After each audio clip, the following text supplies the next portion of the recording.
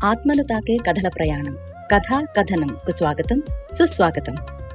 దీపం ఉన్నప్పుడే ఇల్లు చక్కపెట్టుకోవాలి, లేకపోతే ఏంటవుతుందో ఈ చీమ ఇంకా గొల్లభామ అదేనండి మిడత కథ ద్వారా తెలుసుకుందాం.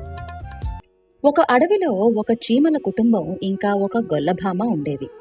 చీమలు స్వతహాగా కష్టపడే జీవులు. అవి ఆహారాన్ని చాలా కష్టపడి సేకరిస్తూ ఉన్నాయి. కానీ గొల్లభామ మాత్రం ఆడుతూ పాడుతూ దొరికినప్పుడు తింటూ కాలం గడిపేది. చీమలు కష్టపడటం చూసి గొల్లభామ నవ్వుకుని, ఎందుకు ఇంత కష్టపడుతున్నారు?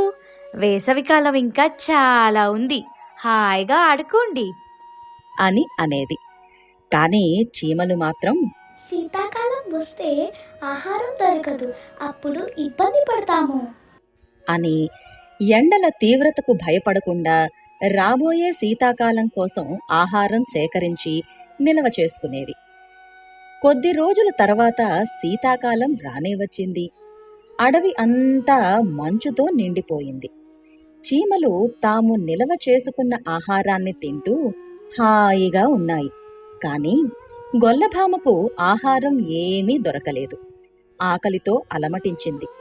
గొల్లభామ చాలా ప్రయత్నించింది, అయినా ఫలితం లేదు.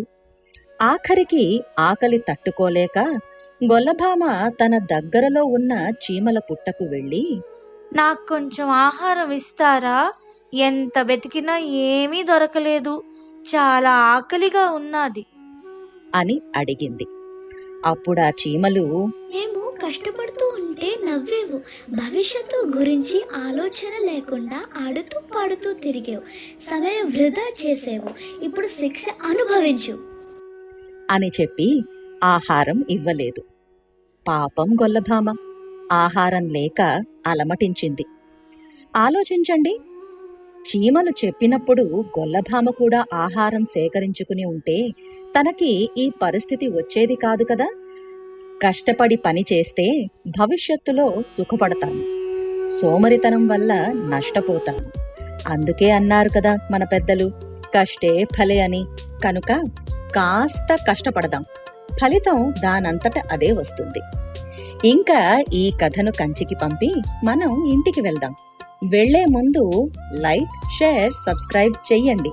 మీ పక్కనున్న వాళ్ళ చేత కూడా చేయించండి. అంతవరకు సెలవు. Signing off. కథా కథనం, స్టోరీస్ ఆఫ్ ద సోల్.